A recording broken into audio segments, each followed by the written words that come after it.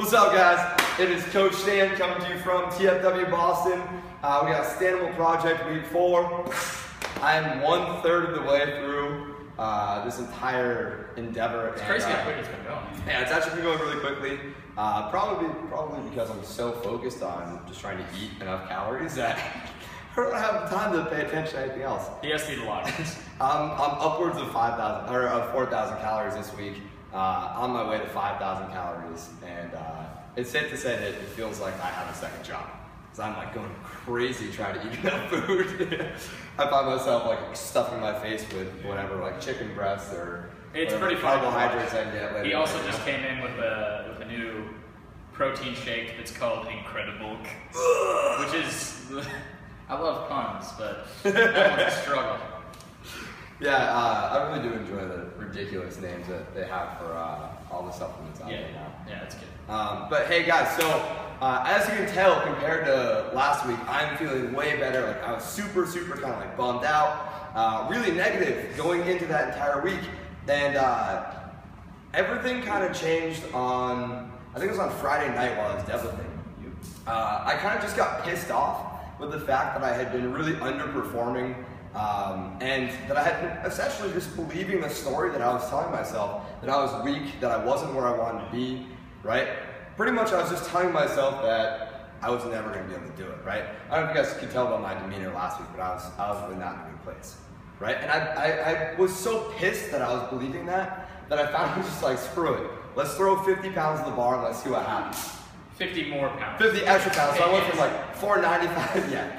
50 extra pounds. So I went from 495 to 545, right? And I ended up pulling it for a pretty easy 3. And that was after probably like, that was like my 7th set of heavy deadlifts that night, right? And so it was pretty surprising to me, especially because at the time, like pulling 495 for 4 was exhausting. It was super hard.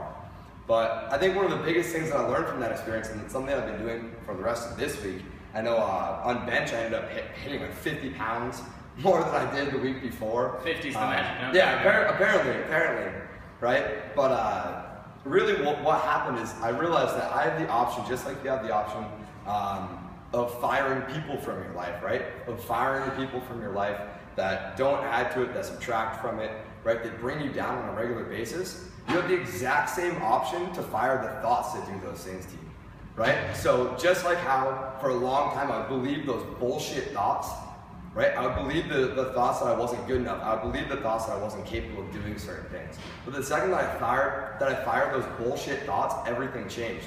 And that's where I started to get stronger. That's where I started to get better. And also more than anything, that's where I started to get more confident.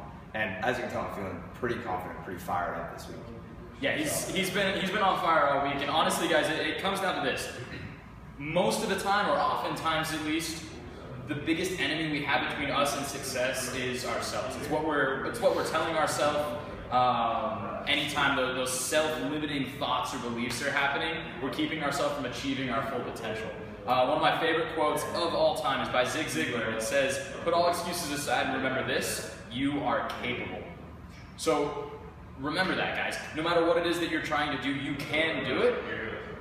And don't let your mind get in the way, because that's probably one of the biggest obstacles to success that we see in our lives, is that we get in our own way, and our own mind keeps us from reaching the peak of our performance, whether that's in lifting or in anything.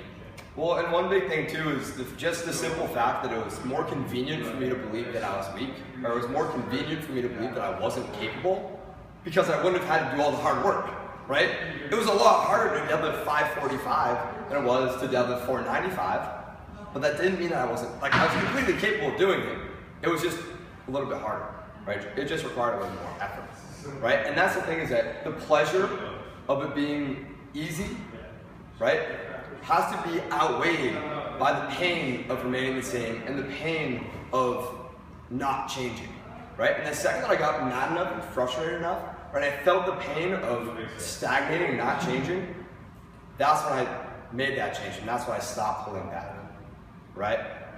So guys, at the end of the day, that's all I really got. I don't know about Ben, you got anything else? Nah, just give it your all. And that's believe all that you really can do it. Yeah. Because you can. Yeah, exactly. And it's your choice whether you believe the bullshit thoughts or not. Alright? But I'm telling you guys right now, nothing's gonna change until you fire those thoughts. Alright? So